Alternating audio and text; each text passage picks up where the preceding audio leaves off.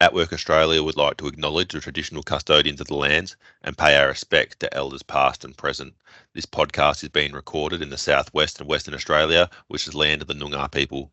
We'd also like to pay our respects and acknowledge the traditional custodians of the lands from wherever you may be listening from.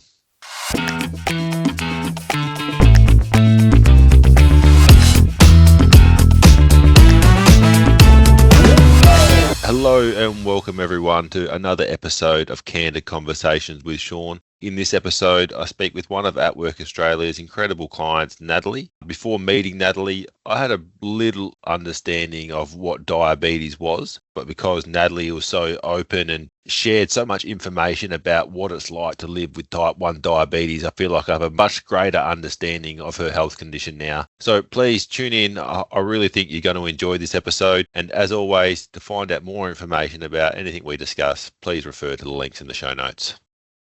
How's your day been today? What have you been up to? Not too much, unfortunately. I haven't got much done today. My ADHD is a little bit wild, but that's all right. Yeah.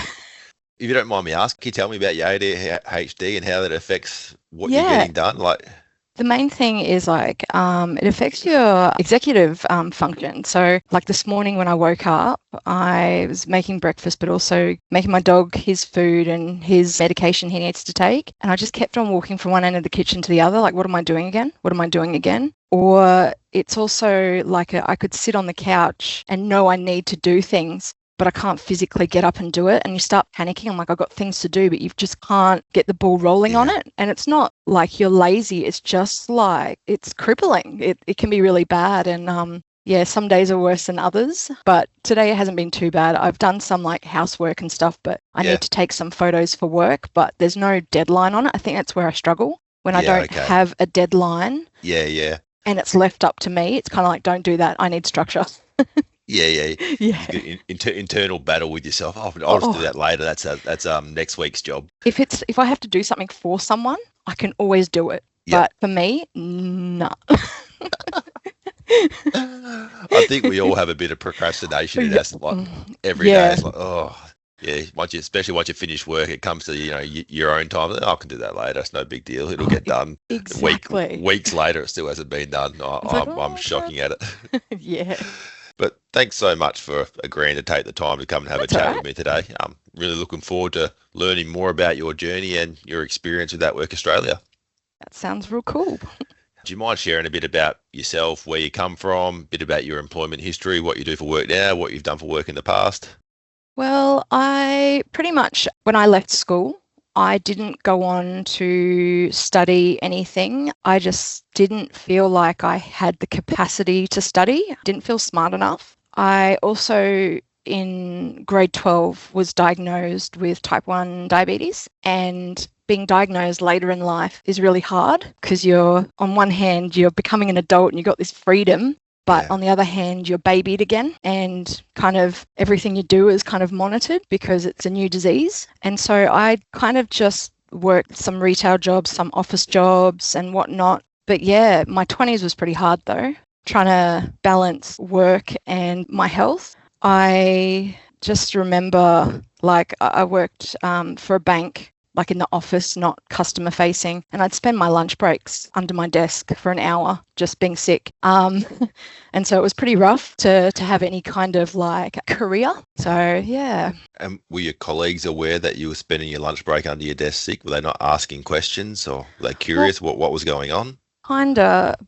No one really did too much, but I have to say I put in a lot of effort into that job. In any kind of training they threw at me, I said, yes, I'll do it. So when it came down to it and I was really, really sick, they said, well, you've got an option of you can go away, go get better. We'll hold your job for you. Doesn't matter if it takes a couple of years, you just won't get paid until you come back. Or you can take a voluntary redundancy, because we have to make a few people redundant by the end of the year because it was a really big bank. And I said, look, I think it's best I take the voluntary redundancy, thinking I'd get maybe a month payout, but they paid me 10 months worth. So they did appreciate what I did and they looked after me. So they weren't terrible, but they're a business. They need to do their things. So your health concerns that led you to, or helped you make the decision to take that redundancy, was that your mental health or your diabetes that was forcing, that sort of led you down that path? Well, I kept on getting sick and it would affect my diabetes and I'd end up in hospital a lot. I think it was probably, I don't know, in a 15-year period, I had like 300 hospital admissions. And it Wow. really affected my mental health a lot. Affected, I don't know, friendships because I'd push everyone away because I didn't want people to get close to me because I'm like, oh, my horrible mentality was like, I don't want people to get close to me because they'll get sad if I die, you know? And Oh, so it was a really horrible mindset to have. Yeah, so I just couldn't control my diabetes very well. And I yep. had extensive tests done in hospital. I got to swallow radioactive eggs and they tracked my digestion because I had a lot of stomach issues. I had to swallow weird things and they tracked things, and I trialed medications to see if they'd fix me because I was just like throwing up a whole lot. And as a diabetic, Wow. that's not a good thing. It's not good for anyone. And Yeah. almost to the point where I had so many teams looking after me, and one of the teams came around and was just like, it's all in your head. And that was really Yeah. offensive to me at the time. But I figured out that they probably were correct, but in a different way. Like in 2020, I remember sitting down and I collect records. So Yep. I wanted to re-sleeve all my records, put fresh new plastic sleeves on them, and have about 300 records. And they should take about 10 to 30 seconds to do each. So not that long. Yep. For 2 days, my records sat in piles around me and I couldn't remember what I was doing. I'd get distracted and I was like, what am I doing again? Natalie, just focus. And I remember standing in the kitchen, slightly manic, being like, what's wrong with my brain? What is wrong? Why Yeah. can't I remember what I'm doing? And I remember talking to my diabetic clinic at the Mater, lovely, lovely team. And I said, I think I have something wrong with my brain. And just doing some research, it kind of relates to ADHD. And no joke, within a week, they got me an appointment with a psychiatrist. And he was like, I don't know how anyone's never told you this before, but you have ADHD. And Yeah, wow. I'd just straight up forget I'm diabetic. It's crazy. Like, yeah. And just learning that I have ADHD and learning how my brain works and how it's different to other people, why I get upset or why I can't do things like normal people has really, really, really helped. And so what happened was they then put me on an insulin pump a little bit further down the track. So that works with like a little CGM that sticks on my arm that reads my blood sugar levels. It talks to this little device that's hooked up to like a cannula on my leg, and it gives me insulin. They talk to each other, and I'm basically bionic, and it takes a lot of the guesswork out of being diabetic. So I could forget I'm diabetic for a few hours and it doesn't matter. And so you have this device, you carry Yep. this device on you 24 hours a day. Yep, I can You take take it it off off while you I sleep. can take it off to shower. Yep. Or take it off if I'm swimming or doing a sport that I might get caught on something. But I wear Yep. it when I sleep, and it has been life-changing. I've had it for about 2.5 years now, and I have only been to hospital once, and it's because I got COVID. Oh, wow. So the days of self-injecting are now gone. Yep, and I used to inject minimum 5 times a day. And now I Oh. just change my cannula or infusion set once every like 3 days. So That's incredible. pretty incredible. Yeah, and So- yeah. How is it determined how many times a day you'd have to inject yourself? You just have to test your blood sugar levels, and from there you go, okay, I need more insulin. So when someone's newly diagnosed as a diabetic, they do something really simple to kind of get people going. And you generally get given a certain dose, like say in units, like say 12 units. And you just have that with your meals. So breakfast, lunch and dinner, and you kind of control what you eat. And you can test in between there to see where your levels are tracking, but then you progress to carb counting and they work out your ratios for you. So like you be able to cite a piece of food and be like, oh, that has about 15 grams of carbs, which 15 grams for me is a serve. And I'd As have, if you were dieting. yeah, and I would work out in my head, okay, that means this much insulin because I've got a ratio. So like for every serve of carbs, I might, let's just say, have 2.5 units. So Yep. and then I'd be like, okay, because I've also got a target that my levels have to be within. And so if I'm over that, it'd be like, oh, for every little bit over that, I have to calculate how to fix it, like to counteract the higher levels. And so it's a whole lot of math in your head. And it is horrifically daunting, especially for someone who has ADHD. Actually, it's horrible for anyone. When you're in situations like having food with your friends and they're all starting to eat because their food has come out and you're sitting there trying to calculate in your head, Yeah. you get it wrong a lot. And another thing is that like there's like 42 biological, non-biological factors that affect your sugar levels. Yep. So not just food, it is drink, it is exercise, it is stress, it is sleep, it is other medications, it is everything. Like the heat can affect your sugar levels. Even smelling sugar when you're baking can send your sugars higher than normal. It is crazy, and it's a very, very rough disease to have and to control. And having an insulin pump has changed that. It's got new technology on it where it can see my sugars trending low, so it withholds insulin from me. It sees me trending high, and it gives me a little bit more. But whenever I have a meal, I still got to look at my meal and be like, oh, that's like 30 grams of carbs, and I just put it into the machine and it does all the math. It's so good. Might be a silly question, but is this machine hooked up to your iPhone yet? Like, can you just look at an app and see what's trending on the machine? Well, I've got a little CGM on my arm, and that I change every 10 days, and it reads my sugar level, so I don't have to prick my finger the old school way, and it sends my readings to my phone. So I can look at my phone. And I think the next little bit of technology, the particular brand of insulin pump that I use, you'll be able to dose from the phone, so you don't have to pull out your insulin pump. It's normally tucked into your bra or your pants or your pocket or something. And sometimes it's a little bit hard to access, especially a girl wearing a dress. So I think the next step is that they will integrate being able to dose on your phone, which is so cool. Like, it's incredible technology. No one would ever know what you're doing then. You could just be on your phone. 100%. Like most people are. Yeah. Although I had never ever seen someone with a CGM and pump before. And so it was like a bit daunting when I was getting mine. And so I'm very, very open and vocal about teaching people, even non-diabetics. When I first got my pump, I would upload videos to social media showing me putting them on and like trying to take away the stigma of medical devices, and that you can still lead a normal life and they're great. And one of my friends messaged me and he was like, oh, that video you posted of you applying the CGM was really helpful, because I went on a date the other day and she was wearing one. I'm like, oh, that's a CGM. Are you diabetic? And she was like impressed. And I was like, that's cool. See? And I love seeing little kids wearing the CGMs when I'm out. I'll walk up to them like, oh my God, that's so cool. I've got one too. And the smile on their face is just cool. And I love that. So no, that's really awesome. So is that becoming the more common thing now that diabetics use? You said most? It is. I've got a whole bunch of friends that don't have them. They have in the past couple of years switched over to using the CGM, just the blood testing device, not the pump. So they still inject manually, but they've got access to their sugar levels almost constantly. I think they update every 5 minutes on your phone. I was really big on getting that on PBS, or being subsidised, should I say. To use my current meter used to be about $7,000 a year. It's not a medication, so they were like, nah. And I said, you're going to keep so many people out of hospital. And so for years, I got people to sign petitions. I mean, so many people did. And when it was finally announced that it was affordable, it's like about $30 a month, or free if you've got a healthcare card. And it has changed like a lot of my friends' lives. Like, it's incredible.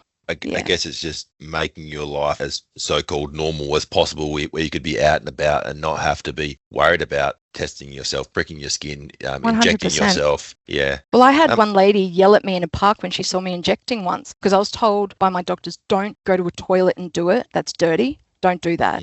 And I was just having lunch, injected through my pants, because you could do that. And this lady started yelling and swearing at me and telling me I was disgusting. I'm just like, lady, you know what's more disgusting? You're swearing in front of your children. This is insulin. It keeps me alive. So, yeah, there's a lot more. Think you're injecting drugs or something? Probably. It's a pretty sophisticated looking device to deliver medication, though. So it was like, didn't look dodgy. So I'm just like, oh. And that's when I realized a lot of people were really uneducated about it. And that's why I wanted to be really open and talk to people.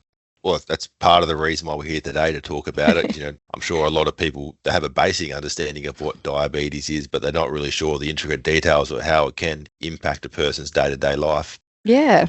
And if you don't mind, if we go back to when you were younger, you're finishing high school and you were just being diagnosed with diabetes, can you sort of tell me a bit about the time leading up to this? What led to your diagnosis? How were you feeling? And how did you discover that you had diabetes? Oh, this is a wild ride.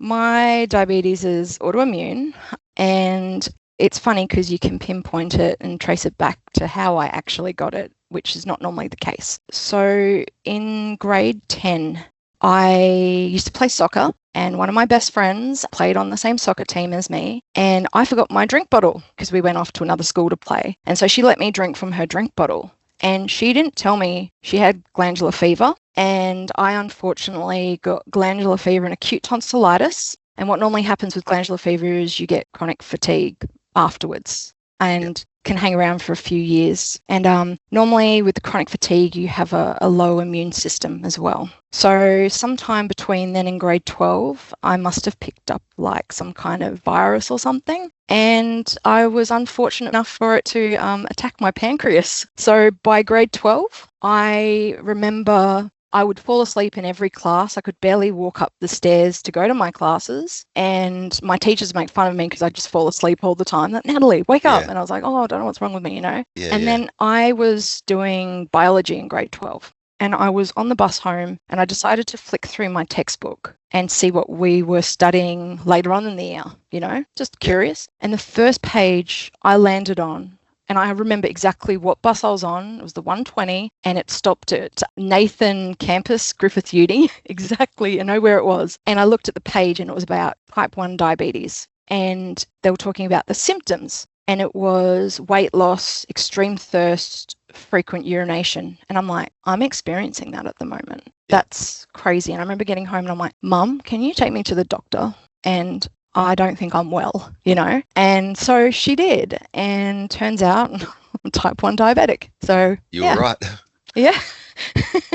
But yeah, so pretty funny. Like I can look back and be like, that's pretty hilarious. But at the time it was pretty, oh my goodness, I don't know anyone that's type 1 diabetic my age. Yeah. Yeah. And what did the next few months look like for you? How were you feeling about it? How concerned about your future? What was the initial reaction? I don't remember thinking about my future too much, except for my GP that I was with. I was his first type 1 patient because we were in an area where there's a lot of older people. We had lots of type 2s and he had a really bad bedside manner and I struggled with testing my sugar levels. And he, remember, just got angry at me. He's like, just test them. And I'm like, you don't know anything about type 1 diabetes. This is pretty rough. Like you don't just yell at someone over it. Yeah. I just felt weighed down because I was always like really sick. I remember hearing that insulin makes you gain weight. And so being, 17, a lot of diabetics, especially young girls, won't take their insulin and they call it, I just learnt the term diabulimia. Okay. And it's where they purposely don't take their insulin so they don't get fat. And obviously the first few years of being diabetic, you're a little bit invincible. You can kind of cop not taking as much insulin as you're meant to, because your body still has a somewhat functioning pancreas. It's still kind of like working a little bit. They call that the honeymoon stage. Yeah. And I've got a few friends that have suffered long-term consequences from doing that. And it's something that's not spoken about enough as well. I know that with my insulin pump, currently I've gained a lot of weight and I'm on the path to fixing my health and eating better, and I have to put in more effort than someone who wasn't on an insulin pump. So it's a bit of a struggle, but I have not been hospitalised. I have been able to study and stuff, and it's been really, really good having an insulin pump. But there are downsides of medications. A lot of medications have downsides, unfortunately. But yeah, so my future, I don't think I thought about my future a lot when I was younger. I was just about to finish school. I was about to become an adult, and now my first year out of school, if I wanted to go out on the weekend and party with my friends, I was basically having to update my parents all the time where I was. And it was like a step back into childhood, which was like upsetting. But yeah, I didn't take it as seriously as I probably should have. But yeah, it was a bit rough. I can probably relate a little bit there what it's like when you're just about to go into your adulthood years and you felt like you were going back to being chained to your parents. When I was 19, I lost 90% of my eyesight. So to this day, I'm legally blind. And I remember feeling the same thing. I felt like you were just about to go off and start living your life and doing what you wanted to do. And all of a sudden, you sort of drag back to square one, and you sort of have to start trying to reevaluate everything that you thought you were going to do, because now you got to try and, alter and pivot and go down a different pathway. That is rough. Like you lose a sense of independence and you gain it back down the track. You learn how to work with it, but it is so hard when everything as a teen is so bleak and miserable anyway, You're like, a lot of teens are pretty negative, or, back in my day, because we're all emo kids anyway, but woe is me. But yeah, it did suck a bit, and I got bullied a little bit in school for it. I had in one of my biology classes, I remember coming into class and someone left a couple of Mars bars on my desk with a note saying, "Hope you go into a coma." Oh, that's And horrible. I remember picking the Mars bars up, and just because I didn't know who did it, and just looking around the class, I'm like, joke's on you. I can eat this stuff. I've just got to have insulin. And I pocketed Yeah. them. And I'm just like, cool, Yeah. free snacks. But yeah, it was a little bit rough. And yeah, but that's teenagehood as well, though. So you're a little bit different. You're going to get picked on. Unfortunately, it's one of the horrible things about going to school, and kids can be really nasty, and kids probably are the nastiest because they don't think about the consequences of their reactions, of what they say or what they do, and how that impacts on other people. Yeah. I'm sorry you had to experience that. But then going forward, you said you nearly had 300 visits to the hospital over the next 15 years. Yeah. What happened in those situations? Were you not taking your insulin, or? It was just poor diabetic management. Like, I don't think I was sat down with and told enough and how to work with it. But also looking back, I had undiagnosed ADHD. I struggled like with anything, like even doing things I liked. I would forget about them. Like, so very easy to forget that I was diabetic until I felt like crap. And just as soon as a diabetic starts vomiting, and it's more than once, you should go to the hospital to be hydrated, because diabetics are chronically dehydrated anyway. And just obviously over the years, learning little tips. One of the biggest things I learned as a diabetic was, if you are sick, eat. Do not stop eating your meals. Even if you throw it up, you're going to keep something down. I would go into what's called starvation diabetic ketoacidosis. Were you not hungry? Is that why you weren't eating, or you didn't? I was scared. I was scared to eat because I'd throw it up. Also not hungry because I am sick. The last thing you want to do is eat food. But I was like, if you eat food, you keep some of it down and you're not going to get as sick. And that was one of the most important things I ever learned. And I wish I'd learnt that earlier on, because it would have saved so many hospital admissions. It took one nurse or doctor sort of mentioning it. I was like, they said starvation ketoacidosis. I was like, what do you mean? And they're like this. And I'm like, why hasn't anyone told me this?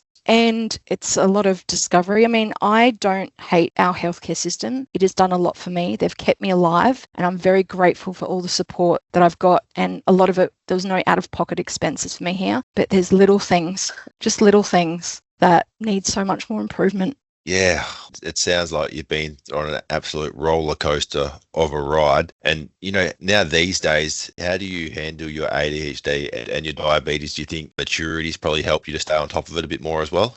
Oh, for sure. So backtrack a little bit. I developed really, really, really bad anxiety. I would struggle to leave the house. I'm a photographer by trade. I had been doing band photography for years, since I was like late teens. It was my passion, and it just became a thing I ended up doing. And I couldn't leave the house unless I was going to photograph a function. I felt safe behind my camera, to the point where I was prescribed Valium. Yep. And everyone knows that's not a long-term thing, because the more you use it, the less it works. I was then switched over to CBD and THC oil, because I'd have full-blown panic attacks. And at the thought of leaving the house, or when you were out of the house? Both, to be honest. I think also spending many years very, very sick, because I'd feel fine and I could go out an hour later, I'd be sick. And I think I was scared of being away from my comfort zone in case something did happen to me as well. So I had that fear. And I also have a little bit of CPTSD from all my hospital admissions. Yep. So I would see an ambulance go down the road and I'd have to put my head down and not look at it, because I'd get panicky seeing it, even though it wasn't for me.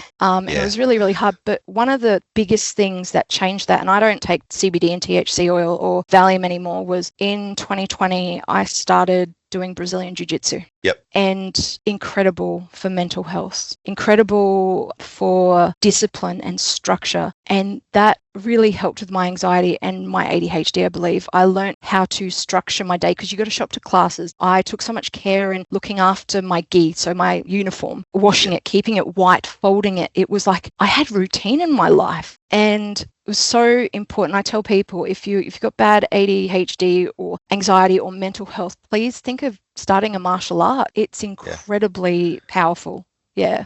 I actually done Brazilian Jiu-Jitsu for a number of years as well, but Oh, I wow. probably wasn't as disciplined as you were with washing and folding my gi. That was Mine, my ritual. Yeah. yeah, mine just went straight from off the mat into the bag, and I pull it out next time I was ready for training. So Nice. What belt did you get up to? I got to blue belt. We never graded that often, but yeah, I got my blue belt. So how about you?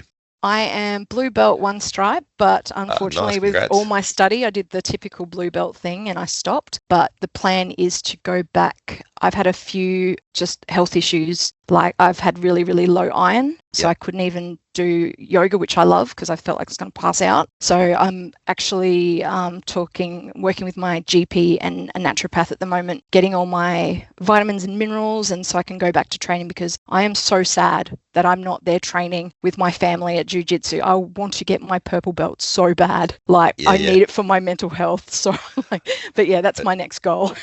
It's been a number of years since I've had a role on the mats, but yeah, I do very much miss it. I'd love to get back into it one day. You know what? Um, Jiu-jitsu waits for you. Like you can have heaps of time off and it will still always be there for you. So yeah. I think, when you're training all the time, you go to do a submission or a move or something like that, you do it. When you stop for a while, you go to do something. It's like, oh, I'm not quite as quick at that. I got to practice again. You know But you what? still know the movement in your mind. You got a good jiu-jitsu family. They'll work with that. They're like, that's Yeah, cool. We'll just go 50%. Let's just have fun. So yeah. yeah. No, I do need to get back into it one day. I hope I do. Same.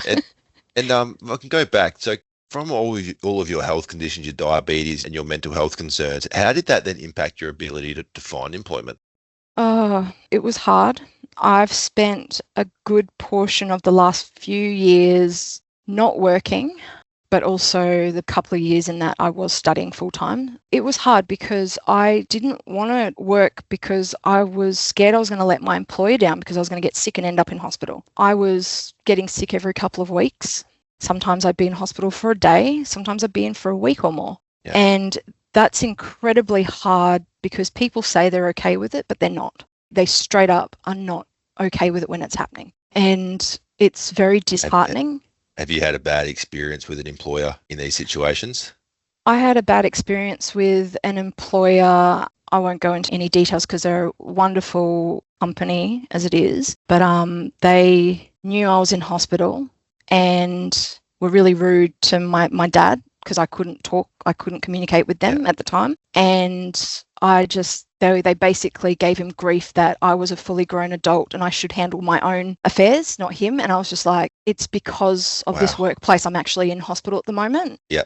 But yeah, so it's just, and it's also past partners where you say, like, I've had to do a few times, like, I want to let you know what you're up for before we get together. I'm type 1 diabetic and sometimes I don't. I'm not well. And that's no reflection on how I feel about you. But sometimes when I'm sick, a couple of days, I can't talk much. Yeah. You know, I'm trying to survive. And like, yeah, that's fine. I'm like, I'm diabetic. This is when I was injecting. I have to inject. I have to do this. I'm not your typical person, you know? And they're like, I'm cool. And then it would become an issue. It's just like, Yeah. Okay. I present you with this information before you make a commitment, before you date me, before you hire me. Yeah. And it's kind of thrown back in you. And so it makes wanting to apply for work a really miserable, hard thing. And Yep. you want to work because you want to feel useful. You want to earn money. You want to be able to do things. You want to go travel. Yeah. It's so much desire to just be a normal person. No one out there that has a disability or, you know, a chronic illness wants to not work. Yeah, They would of course. love the privilege of being able to work like a normal person. And the whole stigma around, oh, you just want to collect the dole or not work and you're lazy. It's like, I want to be normal for once in my life. I'd love to go to work and, you know, no one would even know that I'm diabetic. That would be great. Yeah. But yeah, What do you think are some of the myths or misconceptions that employers might have around hiring a diabetic? that I'm going to go into a coma right there and then in front of everyone and they'd have to call an ambulance. I don't know, or how it would implicate them, or if they'd be up for any kind of, I don't know, work claim stuff because something happened Yeah. at work maybe. Yeah, but it's very stupid to go into a workplace and not tell them you're diabetic. Because if I was to have low sugars and, you know, pass out or whatever, that's a concern. They don't know what's wrong with me. So I've had to Yeah. always be upfront, and I always I've got a big lolly jar out the back. I'm happy for anyone to eat from it, but if there's only a few left, can someone refill it? But I need that for low sugars. I'll be fine. I'm not going to do anything at work that's going to be crazy. And it's never actually been an issue at work where an ambulance has had to be called, or I might have had to go home a little bit early, or I remember a couple of times, I think twice in my whole life, I've had to run home because I forgot my insulin pen, and I come straight back to work, or I make it up another day the hour I was away. But it's never actually been an issue. But people think it's going to be one. That just sort of comes back to people's understanding of what diabetes is, and providing them having the right education and knowing, what their employees are actually going through, and know 100%. With the right support, a bit more flexibilities, and they can still be definitely a valuable employee. Yeah, for sure. And what would some of the day-to-day impacts of living with diabetes be? Well, the main thing for me, especially at the moment, is because I'm trying to lose a bit of weight as well, but also diabetics should watch their carb intake. So that's what we always look for on a packet. If it says it's sugar-free but has full of carbs, it's going to affect our sugar levels. So, if I go somewhere and someone buys me a soft drink or something, it's like, oh, cool. I can't really have that. I'll stick with water or, like a sugar-free version. So I'm not so bad about being vocal about things like that. But when I was younger, I just felt like the biggest inconvenience to everyone. But my day, I wake up, and little sidetrack here, fun fact, I have a sausage dog and he's type 1 diabetic like me. Oh. So it's actually, I think it's helped me with my diabetes as well, because I have to, because I do anything for him. I don't forget to give him insulin at all. So I wake up, make him breakfast and give him his insulin. And, it's a good prompt. Hey, you got to eat something. You got to have yours. Yeah. And so, my biggest thing is remembering we call it bolus. So you give yourself your insulin for the food you're going to eat, preferably 20 minutes before. But I have ADHD. I don't know what I'm eating until it's in my mouth. That's the worst part about being diabetic. So I got to handle that little. Your meals.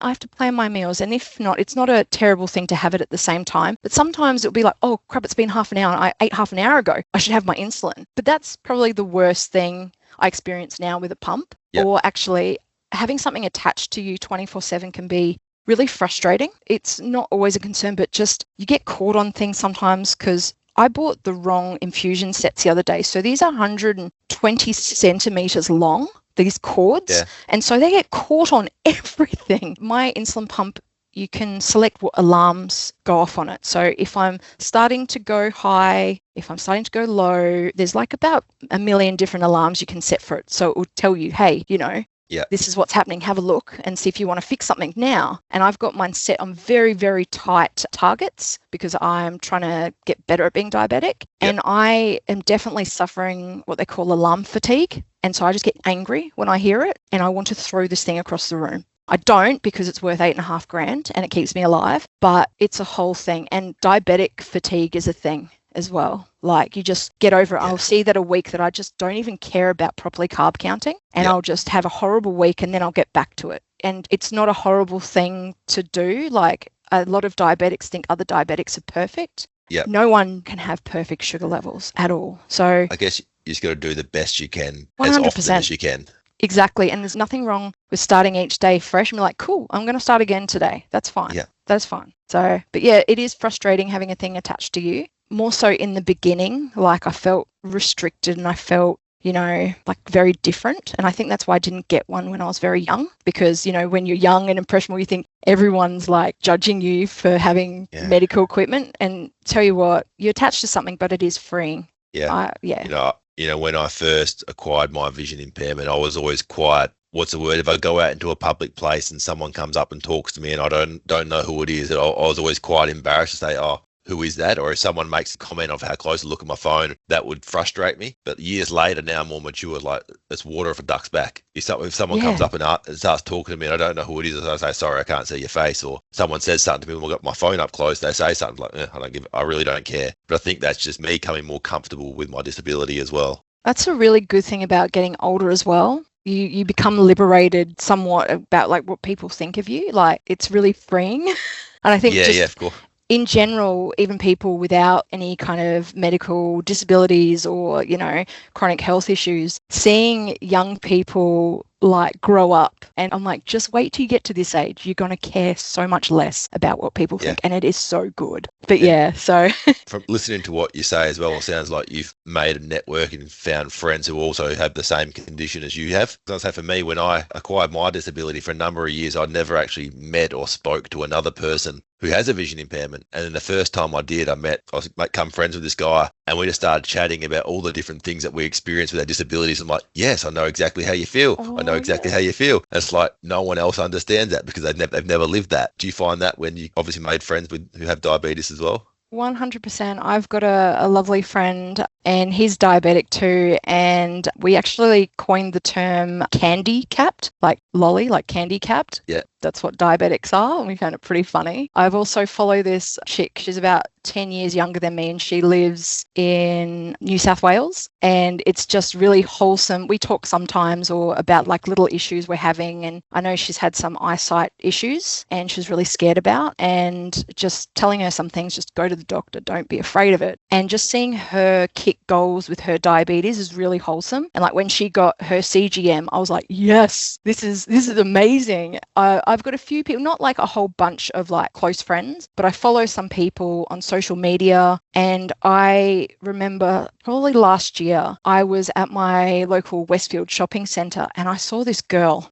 She was standing there and she had an insulin pump clipped onto the back of her jeans or skirt or something. And I was so excited because I'd never seen an insulin pump in the wild before. And I've just gone up to her because at that stage I was wearing like gym kind of gear. So I had my like a crop top on and my insulin pump was sticking out. You could see it. And I've just looked at her and I've pointed at mine, and she's like, yes. And I'm like, you're the first insulin pump I've ever seen. And she's like, it was cool. And we follow each other on Instagram now. But it's like it's really cool. I think it's really important that people with disabilities or health issues find similar people and they can talk to them about it, because you can have the best parents, you could have a doctor full of knowledge, but they cannot relate to you and understand the mental stuff you go through. One of my biggest goals is I would love to, apparently there's diabetes camps for kids. I would love to go help at one of those camps and just let these kids know you can grow up and be normal and do things and be cool. I mean, not that I'm claiming I'm cool, but they might think I'm cool. But it shouldn't limit you. I have a guy that I train with at jiu-jitsu, and he's a diabetic. He rules. He's so good. Like, it doesn't stop you. Yeah. Awesome to hear. It definitely does help speaking to people who can relate to your experiences. Yeah, for sure. And now, can you tell us about how you come to atWork Australia and how atWork Australia have been able to support you on your journey? Yes. This has been one of my favourite things. So obviously, being chronically ill, I ended up on Centrelink, and I had some job providers they put me through, not mentioning any names, but they were very horrible experiences for me. So as someone that was constantly sick and in hospital, I had this one lady at one place. She was organising just random job interviews for me to go to, and not taking into account I needed something a little bit more specific. She called me up and was like, I've got an interview for you at 7-Eleven petrol station, and it's right across from the Gabba, so the stadium where all the football happens, AFL. And I live not far from there, and that place is a nightmare when the football's on. Drunks, it's not fun. And I was like, I don't think I can do this. And I started having a panic attack on the phone. And she goes to me on the phone, if I was desperate, I'd just take it.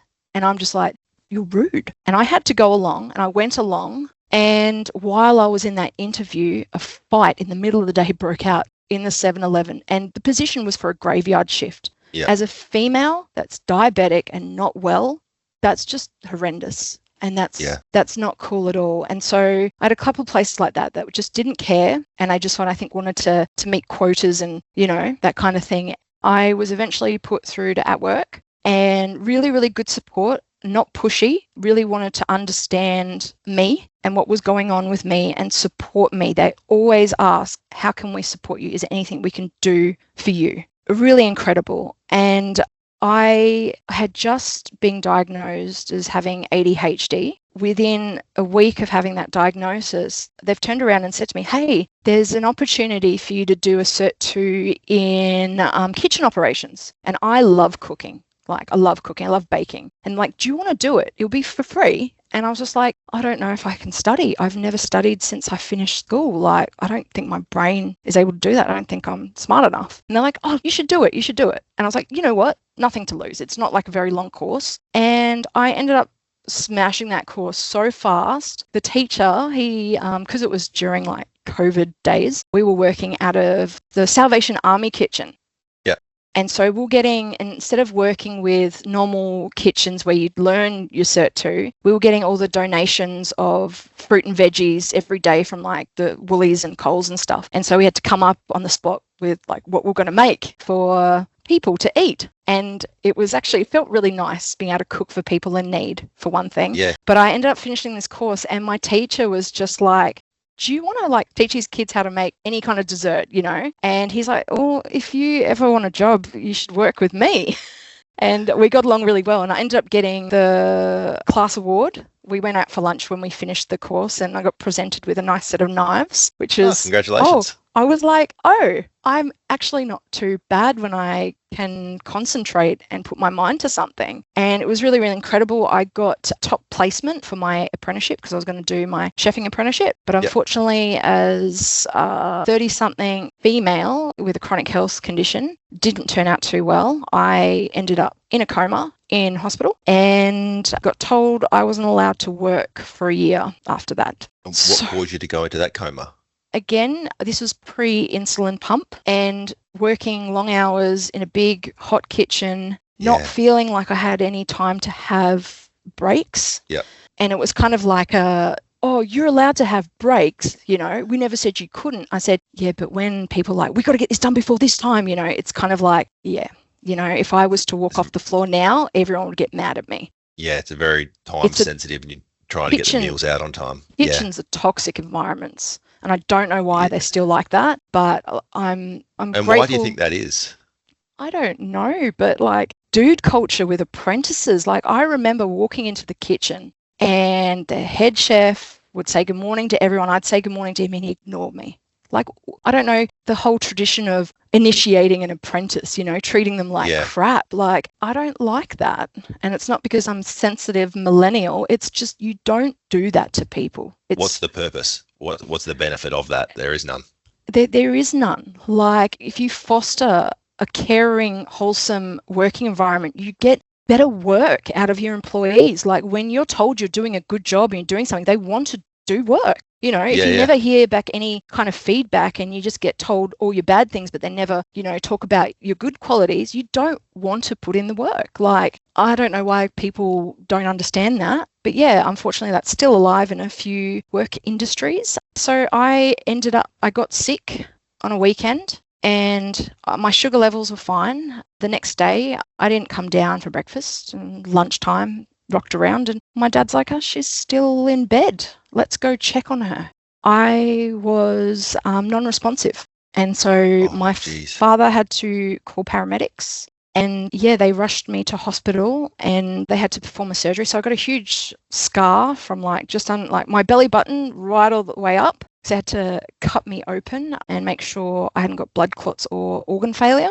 And then I was in an induced coma for 3 days, I think. And that was during the height of no one being able to visit hospital. So my poor parents would have had to just worry. Stuck there by yourself. They told them the chances of me like surviving wasn't good. And if I was to survive, I would be on dialysis. Jeez. At that stage, I was training jiu-jitsu. So I was quite healthy in terms of like body weight and, you know, and 3 days after I woke up after the coma, the nurse was like, your kidney function is back to 100% already. Wow. And that's due to looking after myself and eating well and exercise. So I am stupidly lucky in that regard. And I was just like, I can't work in this industry. So unfortunately, I had to scrap my apprenticeship. I had the year off, trained jiu-jitsu, got my blue belt. And then well done.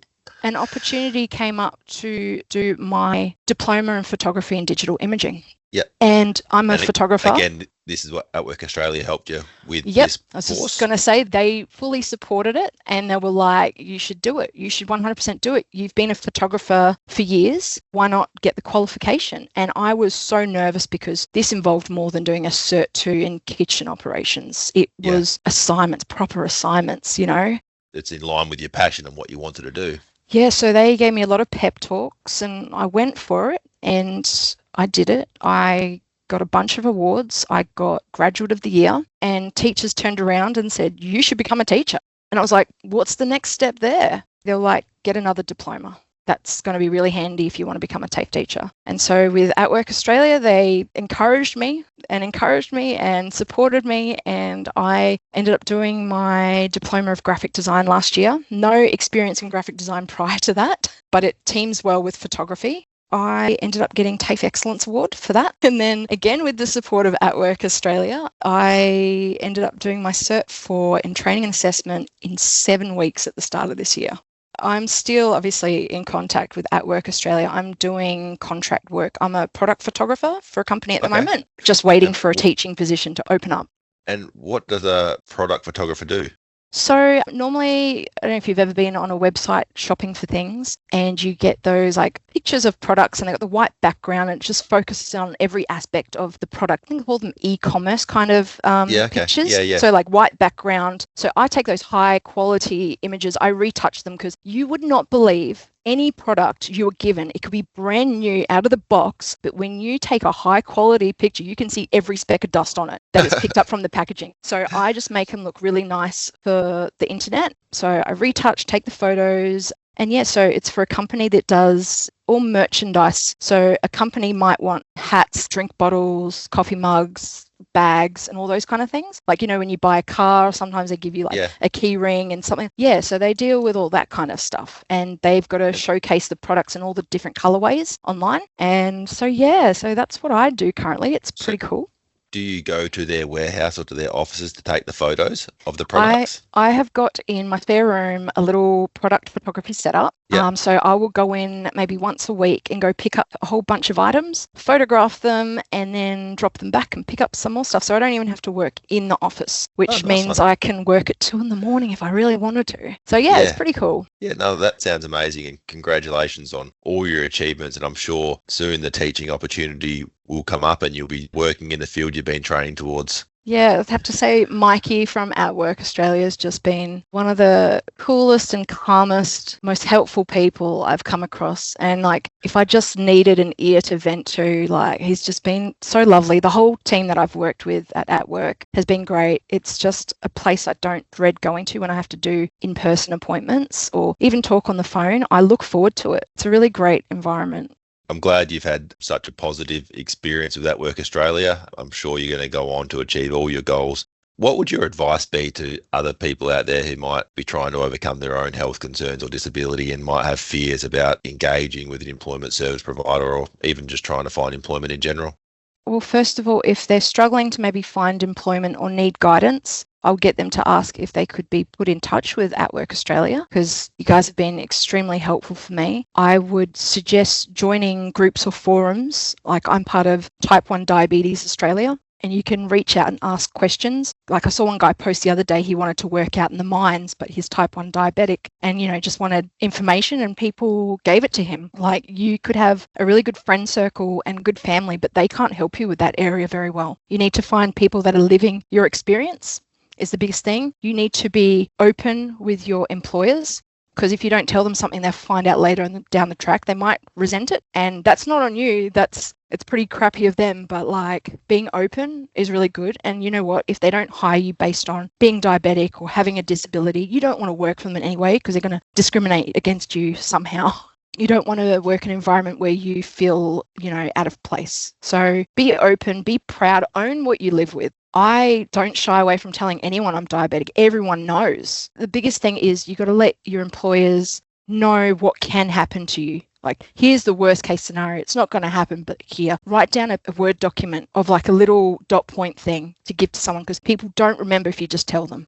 Just inform people, but like find a job that works for you as well. Like, I know it's a bit hard to be picky and choosy and turning down jobs is not a luxury all of us have. But if it's going to make your condition worse, I would highly recommend really reconsidering taking that job, because without health, you don't have anything. Like, don't put your health at risk to earn money, I suppose. I know you need money to live, but like, don't kill yourself over it. You need to be able to find a job that's going to be able to work with your barrier as well. So 100%. And they're out there. Yeah. They're 100% out there. Definitely is. Well, thank you so much for coming on and sharing your experience today, Natalie. I really appreciated you being so open and honest, and I'm sure lots of people who listen to this podcast in the future are going to take a lot away and be very well educated now about more of the insights around diabetes and how it can impact on a person's day-to-day life. So thank you very much for being so open and honest.